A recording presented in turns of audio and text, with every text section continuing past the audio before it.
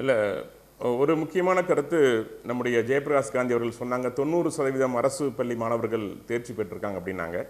எவ்வளவு மாணவர்கள் பரீட்சை எழுதினார்கள் அப்படிங்கிறது முக்கியம். கடந்த ஆண்டு 47,000 மாணவர்கள் 10ஆம் வகுப்பு பொதுத் தேர்வில் தோல்வி அடைந்திருக்கின்றார்கள். அதற்கு முன்னாடி 34,000 மாணவர்கள் பரீட்சைக்கே பள்ளிக்கூடத்துக்கே வரல. இதெல்லாம் நிலை. மொத்தம் இருக்கின்ற பள்ளிகள் எவ்வளோன்னு பார்த்தீங்கன்னா 37,595. அதில் படிக்கின்ற மாணவர்கள் எண்ணிக்கையை ஏற்கனவே சொன்னேன், 2.39 லட்சம் தான். ஆனால் தனியார் கல்விகளில் இன்னைக்கு இருக்கின்ற பள்ளிகள் ஆகட்டும் எண்ணிக்கையும் பல மடங்கு. அதுக்கு காரணம் கேட்டினா கல்வி இங்கு தனியார் மயமாகிவிட்டது மட்டுமல்ல, வியாபார மயமாகிவிட்டது. அதுதான் முதல் பாயிண்டாக நான் வைக்க விரும்புகிறேன். திராவிட ஆட்சியில் தனியார் ஏற்பட்ட அந்த வளர்ச்சியை தன்னுடைய வளர்ச்சியாக காட்டிக்கொள்கிறது அப்படிங்கிறதுல எந்த மாற்று கருத்தும் இல்லை. ஒன்று. ரெண்டாவது, தொடர்ச்சியாக இவங்க சொல்கிற விஷயங்கள் யூபியோட பிஆரோட கம்பேர் பண்ணுறாங்க. நீங்கள் தமிழ்நாட்டை, கல்வியில் சிறந்த தமிழ்நாட்டை, 100 வருஷத்துக்கு முன்னாடி சிறந்த தமிழ்நாட்டை நீங்கள் கம்பேர் பண்ணவே முடியாது. நான் குஜராத்தில் இருந்திருக்கிறேன், யூபியில் இருந்திருக்கிறேன். அங்கிருந்த கல்வி முறை வேற, சிஸ்டம் வேற. இன்னைக்கு அவர்கள் தடுமாறி கடந்த 25 ஆண்டுகளாக குஜராத்லையும் சரி அல்லது யூபியில் 10 ஆண்டுகளாக அரசு முயற்சி பாரதியார் பாடின பிறகு இல்ல 41-51 சென்சஸ்ல சுதந்திரம் வாங்கினப்ப இந்தியாவில் எவ்வளவு பேர் படிச்சாங்க அப்படின்னு எடுத்தா தமிழ்நாட்டில் படிச்சவங்க எண்ணிக்கை 10% 15%. 85% பேருக்கு அன்னைக்கு படிப்பு கிடைக்கல. படிச்சவங்களும் பெரும்பாலானவங்க குருகுல கல்வியில் படிச்சவங்க. அப்போ வந்து public school open for all அப்படின்ற ஒன்றுலாம் அந்த நாட்களில் வரல. இன்னைக்கு நம்ம எவ்வளவு தூரம் முன்னேறி இருக்கிறோம். இல்லை, அதைத்தான் நான் முதல்லயே சொன்னேன். நான் படித்த காலத்தில் அன்னைக்கு திமுக வனவாசத்தில் இருந்தாங்க. எம்ஜிஆர் ஆட்சி காலத்தில் பள்ளிக்கூடத்தில் பரீட்சை முறை இருந்தது. படித்ததை எழுத வேண்டும், மார்க் பெற வேண்டும், அப்பதான் வெற்றி பெறும் என்ற நிலை இருந்தது. அதை மாற்றி அமைத்து இன்னைக்கு கல்வியை வியாபாரமாக்கியது, கல்வியை வெளி போகப் பொருளாக மாற்றியது, கல்வியை வெற்றும் பொருளாதாரத்தினுடைய வரவாக மட்டும் பார்த்தது, வாழ்வியல் முறையை ஒழித்து கட்டியது. இந்த பெருமையெல்லாம் திமுகவை சேரும். ஏன்னா தமிழை ஏன் ஒழித்தார்கள்? தமிழ் இலக்கியங்கள் ஆன்மீகம் இருந்தது, ஆன்மீகத்தை அவர்கள் ஏற்றுக்கொள்ளவில்லை. அதனால் தமிழ் இலக்கியங்கள் ஒழிக்கப்பட்டது. இலக்கியத்தெல்லாம் யாரும் ஒழிக்கல சார். இலக்கியத்துல PhD பண்றவங்க நிறைய பேர் இருந்துட்டு இருக்காங்க சார். பல்கலைக்கழகம் பக்கம் போய் பாருங்க, தமிழ் துறையில எவ்வளவு இலக்கியங்களை ஆய்வு பண்ணிட்டு இருக்காங்க, ஆராய்ச்சி பண்றாங்கன்னு பாருங்க. இப்ப பேசிட்டு இருக்கிற அமல்ராஜே ஒரு தமிழ் இலக்கிய பேராசிரியர் தான். என்ன நடந்ததுன்னு பார்த்தேன் இல்லையா? இல்ல மகாவிஷ்ணு தமிழ் இலக்கியம் பேசிய மகாவிஷ்ணுக்கு என்ன நடந்ததுன்னு மகாவிஷ்ணு தமிழ் இலக்கியம் பேசுனதுனால சொல்லல, ஒரு மாற்றுத்திறனாளிய பிறப்ப குற்றப்படுத்துறதுனால தான் வெளியேற்றப்பட்டார். அந்த இலக்கியத்துல மகாவிஷ்ணு பேசினேன். அது வேற. சூரிய அவங்க நிறைவு பார்வை. இல்ல, அவர் பேசின விஷயங்கள் என்ன? தர்மம் குறித்து என்ன பேசினாரு? கண்ணு தெரியலனா பிறவி பலன்னு சொன்னாரு. அதை எப்படி சார் அலோவ் பண்ணுவீங்க? அதுதான் பாஜகவோட கருத்து. நீங்க அதையும் பிரிச்சு பாக்குறீங்க, வாழ்வியல பூத்த மறுக்கறீங்க. ஏன்னா தமிழ் இலக்கியம் ஆன்மீகம் கலந்தது. அதான் பிரச்சனை உங்களுக்கு. புராணம் சொன்னாலும் எதிர்ப்போம், இதிகாசம் சொன்னாலும் கடவுளை எதிர்ப்பார்கள். தமிழை போதிக்க தயாராக இல்லை, தமிழை சொல்லித்தர தயாராக இல்லை. ஏனென்றால் அது இலக்கியம் ஆன்மீகம் கலந்தது. ஆன்மீகம் கலந்த தமிழை நீங்கள் சொல்லித்தர தயாரா இல்லை. இதுதான் உண்மை சார். தமிழ கட்டாயமா ஒருத்தர் படிக்கணும்னு சட்டம் போட்டா அதுக்கு எதிராக கேஸ் போடுறீங்க. ஏற்றுக்கொள்ள தயாராக இல்லை சார். சொல்லுது பக்தி இலக்கியம் இல்லாம தமிழ் இலக்கியமே எந்த கல்லூரியிலயும் நடத்துறதே இல்லை. எல்லா கல்லூரியிலும் தான் எல்லா கல்லூரியிலும் பக்தி இலக்கியம்னு ஒரு சாப்டர் இருக்குது. அதுல இங்க இருக்கிற தேவாரம், திருவாசகம், 4000 திவ்ய பிரபந்தம் இதுதான் நடத்தப்படுது. அதெல்லாம் இல்லன்னு சொல்றாரு. அதெல்லாம் வந்து தவறான கருத்து. நீங்க போய் கல்லூரியில பாருங்க, அதெல்லாம் தவறான கருத்து. சொல்லல, இல்லன்னு சொல்ல சார். நீங்க வளர்த்தலன்னு சொல்றேன், சரியா சொல்லி தரலன்றீங்களா?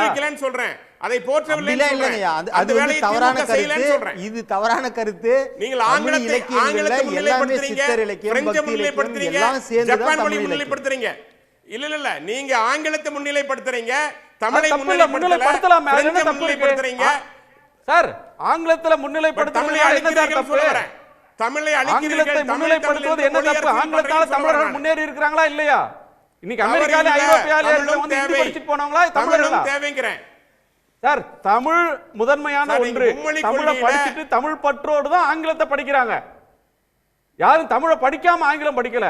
ஆங்கிலமே படிக்க கூடாது, அது மேற்கத்திய கலாச்சாரம். நீங்க எதுக்குறீங்க? 47,000 பேர் ஃபெயில் ஆறாங்கன்னு கேக்குறேன் நான். ஏன் குஜராத்ல குஜராத்தில ஃபெயில் ஆறாங்க? 1.5 லட்சம் பேர் ஏன் ஹிந்தில ஃபெயில் ஆறாங்க? உத்தரப்பிரதேசத்துல தமிழ் வளர்ப்பு படிக்காத பையன் ஃபெயில் ஆகறவங்க எல்லா ஸ்டேட்லயும் இருப்பாங்க சார்.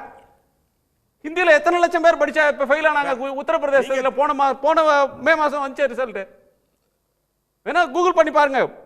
சாட் ஜிபிடி கேட்டா உடனே சொல்லும். முன்னூறு முறை பேசுற நீங்க ஏன் தமிழ்ல மாணவர்கள் ஃபெயில் ஆகுறதுதான் கேள்வி.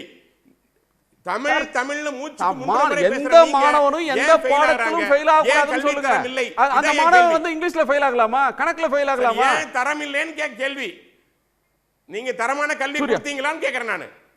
ஓகே, கல்வி நீங்க தரமான 100 அவுட் ஆஃப் 100 மார்க் அடிக்கலாம். நான் தான் காரணம். 100 மாணவன் வந்தா 100 மாணவனும் பாஸ் ஆகணும். இந்த பெருமை உங்களுக்கு இல்லங்கற நானு. இல்ல திரு நாகராஜ், திராவிட மாடலுக்கு கல்வி குறித்த பார அதிகமா செட் பண்றீங்க. ஜெயபிரகாஷ் காந்தி குறுக்கிட்டாரு, அது 100க்கு 100 எடுத்தாதான் பாஸ் அப்படின்னு அடுத்து வருவீங்க. நீட்ல வந்து நீட் எக்ஸாம் கொண்டு வந்து 0 மார்க் எடுத்தா எலிஜிபிலிட்டி இல்ல, 0க்கு கம்மியா மைனஸ்ல எடுத்தா கூட எலிஜிபிள் சொல்லி நீங்க வந்து கட் ஆஃப் வச்சிட்டு மாணவர்களுடைய கல்வி தரத்தை நீங்க வேற ஒரு இடத்துல கல்வி தகுதி பத்தி பேசுறீங்க. கல்வியை தனியார்மயமாக்கி இருக்கிறது, கல்வியை வணிகமயமாக்கி இருக்கிறது. இதுதான் திமுக செஞ்ச வேலை. எந்த வகையிலும் தமிழை வளர்க்க பிஜேபியோட கொள்கை தனியார் கல்லூரிகள் எல்லாம் மூடிரணும், நிகர்நிலை பல்கலைக்கழகங்கள் எல்லாம் மூடிரணும்ன்றதா? தமிழ்நாட்டுல இருக்கிற இன்னைக்கு இருக்கிற அத்தனை டீம்டு யூனிவர்சிட்டிஸ் இருக்கிற சத்யபாமால இருந்து எஸ்ஆர்எம்ல இருந்து விஐடில இருந்து அத்தனைக்கு டீம்டு ஸ்டேட்டஸ் கொடுத்தது பொறியியல் கல்விகளாக உருவாவதற்கு எம்ஜிஆர் காரணம். அத டீம்டு ஸ்டேட்டஸ் கொடுத்தது முரளி மனோகர் ஜோஷி, உங்க அமைச்சர். டீம்டு டு பி யூனிவர்சிட்டிஸ், நிகர்நிலை பல்கலைக்கழகம் கொண்டு வந்து அத பெருக்குனது பிஜேபி கவர்மெண்ட். தனியார் கல்லூரிகள் வேணாம்னு சொல்றீங்களா? தனியார் கூடாதுன்றது உங்க கொள்கையா? சார் நான் கேக்குறேன், தனியார் கல்லூரிகளை மூடிரணும்ன்றது உங்க கொள்கையா? மும்மொழி கொள்கை நாளைக்கு அரசுடைமையாக்கினா ஏத்துப்பீங்களா? சார் மும்மொழி கொள்கை எல்லா பல்கலைக்கழகங்களையும் தனியார் வந்து அரசுடைமையாக்கிடலாம் இருக்கீங்க. பிஜேபி ஏத்துக்குமா? அது உங்க கொள்கையான்னு கேக்குறேன். சார் பிஎம் ஸ்ரீ திட்டத்தை சார் மும்மொழி கொள்கைங்கறீங்க, வேண்டாங்கறீங்க. பிஎம் ஸ்ரீ வேற இடத்துக்கு போறீங்க, வேற ஜம்ப் பண்றீங்க. நான் கேக்குறது தனியார் கல்லூரி கூடாதுன்றது கொள்கையா? நான் கேட்டது தனியார் பல்கலைக்கழகம் கூடாது சார், வேண்டாம்னு சொல்லல. வணிகமயம்ன்றீங்களே, வணிகமயம்ன்றது எங்க நடக்குது? அரசாங்க பள்ளிக்கூடத்துல நடக்குது. வணிகமயம் தனியார்ன்றது தனியார் கல்லூரியில் நடக்குது, தனியார் பல்கலைக்கழகத்தில் நடக்குது, தனியார் பள்ளிக்கூடத்தில் நடக்குது. தனியார் பள்ளிக்கூடத்தை மூடிரணும், அரசு எடுத்துக்கணும்னு சொல்றீங்களா? அது உங்க பாலிசியா? தனியார் நிகர்நிலை பல்கலைக்கழகங்களை அரசாங்கம் எடுத்துக்கணும்னு சொல்றீங்களா? அது உங்க பாலிசியா? சார் அரசு தரமான கல்வியை கொடுக்கணும்னு சொல்றேன். தனியார ஒரு பக்கம் ஊக்குவிக்கிறீங்க, நீங்க தான் ஊக்குவிக்கிறீங்க. வெளிநாட்டு முதலீடு வரணும்னு நீங்க பேசுறீங்க. வெளிநாட்டு பல்கலைக்கழகங்களை கொண்டு வந்து இந்தியால திறந்து விடணும்னு பேசிட்டு இருக்கீங்க. உங்க அரசு சொல்லுது. ஹாஸ்பிடல் இருக்கு. ஒரு நிமிஷம், ஜெயபிரகாஷ் காந்தி குறிப்பிட்டார், அவர் ஒரு கோணத்தை கேட்கிறார். திரு ஜெயபிரகாஷ், போக்குவரத்து எடுத்துங்க. இல்ல நீங்க இல்ல வேற சப்ஜெக்ட் போக்குவரத்து தமிழ்நாட்டுல போக்குவரத்து துறை எடுத்துங்க. திரு ஜெய சார், போக்குவரத்து தனியார் பஸ் வந்து அரசுடைமை ஆக்குறது கலைஞர் சார். இன்னைக்கு வரலையும் அரசாங்க பஸ் ஓடுறதுக்கு அவர்தான் காரணம். ஒரு நிமிஷம், திரு ஜெயபிரகாஷ் காந்தி. அதாவது தரம் வந்து உதாரணத்துக்கு ஒரு நீட் இல்ல, இதான் நிலைமை அரசு பஸ். சார் அவர் பேசுறார் ஜெயபிரகாஷ், திரு ஜெயபிரகாஷ் காந்தி. இல்ல நான் சொல்றது நீட் இப்போ வந்து நீங்க பாத்தீங்கன்னா கொண்டு வந்தாங்க, தரத்து குவாலிட்டி டாக்டரை ப்ரொடியூஸ் பண்ணது தான் நீட் கொண்டு வந்தாங்க. பட் அந்த குவாலிட்டியே இப்போ கிடையாது. ஒரு மாணவன் நீட்ல வந்து +2ல வந்து 0 மார்க், பிசிக்ஸ் கெமிஸ்ட்ரியில 0 மார்க், பயாலஜி மார்க் வச்சுட்டு அது என்ன தரத்தை அவங்க கொடுக்க முடியும்? ஒரு பிசிக்ஸ்ல 0 போர்டு எக்ஸாம்லையும் கெமிஸ்ட்ரியில் 0 மார்க் அவனை வந்து நம்ம போர்டு எக்ஸாம் வச்சுட்டு அட்மிட் போட முடியுமா? கண்டிப்பா கிடையாது. அப்போ வந்து கண்டிப்பா எந்த காரணத்துக்கு காரணம்? அப்போ தனியார் மயம் தான் இப்போ வந்து ஜாஸ்தி ஆயிடுச்சு. More commercial is happen in medical education இந்த ஆஃப்டர் த நீட். நீங்க பாருங்க எவ்வளோ இது பண்றாங்க, எவ்வளோ ஃபீஸ் இன்னைக்கு ஆல்மோஸ்ட் 30 லட்சம் ரூபாய் வாங்குறாங்க சார் வருஷத்துக்கு. அப்ப என்ன ஆச்சு நீங்க பாருங்க. அப்ப யார் கமர்ஷியல் பண்ணாங்க? இதுதான் நாங்க கேக்குறோம். Let me answer sir. இல்ல முடிக்கலாம் சார், முடிக்கலாம். சூர்யா, நரிக்குறவ மாணவனுக்கு கிடைத்திருக்கிறது. எம்பிஎஸ் படிக்கிறாங்க. தர்மபுரியில ஒரே குடும்பத்தை சேர்ந்த 3 பேர் டாக்டரா இருக்காங்க.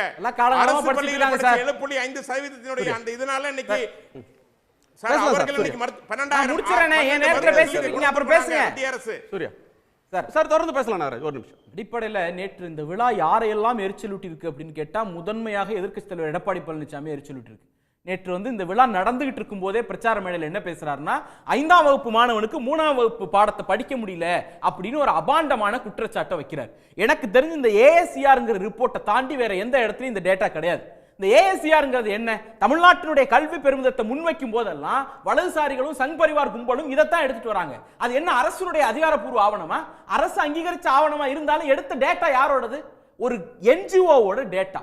அந்த என்ஜிஓ டேட்டாவை யாரு போய் டேட்டாவை கலெக்ட் பண்றா? மாணவர்களுடைய உளவியல் தெரிஞ்சவங்க போய் டேட்டா கலெக்ட் பண்றாங்களா? அப்படி கிடையாது. அங்க போய் தேர்ந்தெடுத்து கலெக்ட் பண்ணக்கூடிய டேட்டா கலெக்டிங் ஏஜென்சி இன்னொரு என்ஜிஓ.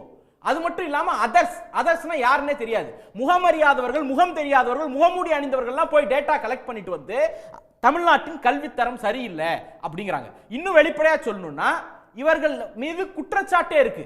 அதாவது இவங்க வந்து பொலிட்டிக்கல் மோட்டோவுக்காக, கமர்ஷியலைசேஷனை ஊக்கப்படுத்துறதுக்காக இந்த மாதிரி ஃபேப்ரிகேட்டட் டேட்டாவை வெளியிடுறாங்க அப்படின்னுட்டு யுனிசெஃப்னுடைய ரிப்போர்ட் தொடங்கி ஏகப்பட்ட ரிப்போர்ட் இருக்கு. அப்படிப்பட்ட ஒரு நிறுவனம் எடுத்த ஆய்வு அறிக்கை அடிப்படையாக கொண்டு எடப்பாடி பழனிசாமி கூச்சமே இல்லாம 5ஆம் வகுப்பு மாணவருக்கு 3ஆம் வகுப்பு படிக்க தெரியலன்னு நேற்று குற்றம் சாட்டுறாரு. அவருக்கு ஒரு விஷயத்தை மறந்துட்டாரு. 2018ஆம் ஆண்டு ஏடிஎம்கே கவர்மெண்ட்ல எடப்பாடி பழனிசாமி ஆட்சி செய்த போது வெளிவந்த ASIR ரிப்போர்ட்லயும் 90% மாணவர்களுக்கு 3ஆம் வகுப்பு மாணவருக்கு 2ஆம் வகுப்பு பாடத்தை படிக்க தெரியல, 60% 5ஆம் வகுப்பு மாணவருக்கு 2ஆம் வகுப்பு பாடத்தை படிக்க தெரியலன்னு அவர் காலத்திலையும் கல்வியின் தரம் குறித்து இந்த ASIR இதே ரிப்போர்ட்டை தான் கொடுத்துச்சு. தன்னுடைய காலத்துல என்ன நடந்துச்சுன்னே தெரியாம ஒரு ஃபேக் அண்ட் ஃபேப்ரிகேட்டட் குப்பை ரிப்போர்ட்டை கொண்டு வந்து இன்றைக்கு தமிழ்நாட்டு மாணவர்களின் கல்வி தரத்தை கேள்வி கேட்கக்கூடிய ஒரு சங்கிகளின் குரலாக அவர் மாறி போயிருக்காருங்கிறது ஒண்ணு. இன்னொன்னு, அரசு பள்ளிகள் மூடப்படுதுன்னு அவரும் சொன்னார், எடப்பாடி பழனிசாமி சொன்னார், இங்க வந்து நாகராஜ் அவர்களும் சொன்னார். நான் கேட்கிறேன், 25 வருஷம் 30 வருஷம் பழைய கதையெல்லாம் வேண்டாம் சார், லாஸ்ட் 10 இயர் டேட்டா எடுப்போம். Union government Jayant Chaudhary minister of states education 33/2/2025 பாராளுமன்றத்தில் அதிகாரப்பூர்வமா ஒரு தகவல்களை கொடுக்கிறார். 2016-17 தமிழ்நாட்டில் 38,307 அரசு பள்ளிகள். அதை எடப்பாடி பழனிசாமி ஆட்சியை விட்டுட்டு போகும்போது 37,589 பள்ளி, அதாவது 718 பள்ளிக்கூடத்தை தன்னுடைய ஆட்சி காலத்தில் மூடியவர் எடப்பாடி பழனிசாமி. இன்னைக்கு அந்த எண்ணிக்கையை 83 ஸ்கூலை புதுசா திறந்து 37,672 உயர்த்தி இருக்கும். ஆனா இவர் எதை தெரியுமா டேட்டான்னு கொண்டு வராரு? மாணவர்களுக்கு காலை உணவு போடுவதால் கக்கூஸ் நிரம்பி வழியுதுன்னு வன்மத்தை கக்குனுச்சுன்னு ஒரு பத்திரிக்கை, அந்த பத்திரிகை சோர்ஸ் சொன்னது என்று எழுதியது, அதாவது தகவல் சோர்ஸ் என்று எழுதியதை ஆதாரமா கொண்டு வராரு. நான் பார்லிமெண்ட் டேட்டா வச்சு சொல்றேன். 718 ஸ்கூலை மூடினது, கவர்மெண்ட் ஸ்கூலை மூடினது எடப்பாடி பழனிசாமி, 83 ஸ்கூலை புதுசா திறந்தது டிஎம்கே கவர்மெண்ட், எங்களுடைய தலைவருடைய கவர்மெண்ட். இது ஒண்ணு. இன்னொன்னு, தனியார் மயத்தை ஊக்குவிக்கிறோங்கிறாங்களா சார், யூபியோடைய கவர்மெண்ட், இவங்க தானே 10 வருஷமா ஊபியில் ஆட்சியில் இருக்கிறாங்க. 2014ஆம் ஆண்டு 1,62,220 பள்ளிக்கூடத்திலிருந்து அது 1,37,000 சரிஞ்சிருச்சு. 10 வருஷத்துல 26,000 அரசு பள்ளிக்கூடங்களை மூடிட்டு 25,000 தனியார் பள்ளிக்கூடங்களை திறந்ததுதான் ஊபி பிஜேபியோட சாதனை. அதே 10 வருஷத்துல 31,000 அரசு பள்ளிக்கூடங்களை மூடிட்டு 28,000 தனியார் பள்ளிக்கூடங்களை திறந்ததுதான் மத்திய பிரதேச பிஜேபியோட சாதனை. அங்கெல்லாம் நீங்க தனியாரை இழுத்து மூடிட்டு தமிழ்நாட்டுக்கு தனியார் கொடுத்து லெக்சர் எடுக்கிறதுக்கு நீங்க வாங்க. இன்னொன்னு, மாணவர்கள் வந்து நேற்று மேடையில ஏறி பேசும்போது அது ஷோ, எனக்கு வீடு இல்லைன்னு சொன்னாங்க, இன்னைக்கு கூப்பிட்டு உடனே வீடு கொடுத்தாங்க அப்படிங்கறத ஒரு ஷோ, ஏதோ லைவ் ஷோ அப்படி இப்படின்லாம் ரியாலிட்டி ஷோ. நான் என்ன கேட்கிறேன், பிஜேபி ஆளக்கூடிய குஜராத், ஊபி, மாப்பி எந்த மாநிலத்தை வேணா எடுத்து சார், எனக்கு வீடு இல்ல, வசதி இல்ல, வாய்ப்பு இல்ல, ஆனா இன்னைக்கு நான் வெளிநாட்டுல போய் படிக்கிறேன் அப்படின்னு ஒரு திறந்த மேடையில ஒரு மாணவர் வந்து சொல்லுவதற்கான சூழல் முதல்ல பிஜேபி ஆளக்கூடிய மாநிலத்தில் உண்டா? அதை மீறி சொல்லிட்டா ஊபியுடைய முதல்வர் புல்டோசர் அனுப்புவார். தமிழ்நாடு முதலமைச்சர் கூப்பிட்டு வீடு கொடுத்தார். இதுதான் பிஜேபிக்கும் தமிழ்நாட்டு அரசுக்குமான வித்தியாசம். 2 ஸ்கீமை மட்டும் சொல்லிட்டு நான் என்னுடைய ரிமார்க் கன்க்ளூட் பண்றேன். இவங்க மீண்டும் என்ன சொல்றாங்க, நான் முதல்வன்கிற ஒரு ஸ்கீம் 2-3 ஆண்டுகள்ல மட்டும் 3.28 லட்சம் பேருக்கு ஹை பேயிங் ஜாப் அந்த ஸ்கீம் பெற்று கொடுத்திருக்கிறது. நீங்க நாங்க ஜிஆர் சாதனையா சொன்ன போது என்ன சொன்னீங்க, குவாலிட்டி இல்ல. நீங்க நான் முதல்வன் குவாலிட்டியை ப்ரொடியூஸ் பண்ணி கொடுக்குது சார். அரசு பள்ளிகள்ல படிச்ச மாணவர்கள் இன்னைக்கு 878 பேர் ஐஐடி, ஐஐஎம், IIIS, நிஃப்ட் மாதிரியான உயர்கல்வி நிறுவனங்களுக்கு போறாங்க. அவங்களுக்கு 6 கோடி ரூபாய் அரசு பணத்தை செலுத்துது. ஒண்ணு வேணாம் சார், கிளாட் எக்ஸாம் எழுதுறதுக்கு எக்ஸாம் அப்ளிகேஷன் ஃபீஸ் இருக்குல்ல, அரசு பள்ளி மாணவனுக்கு அந்த அப்ளிகேஷன் ஃபீஸ் முதற்கொண்டு மாநில அரசாங்கத்தினுடைய சொந்த நிதியிலிருந்து எடுத்து கொடுக்குது. யூஜிசி வந்து இவ்வளவு வச்சிருக்கு, இவ்வளவு ஸ்டாண்டர்ட் வச்சிருக்கு, நீங்க அந்த பணத்தை கொடுக்க மாட்டீங்கன்னு கேள்வி கேட்கறவங்க கண்டிப்பா கேளுங்க, நான் மறுக்கல.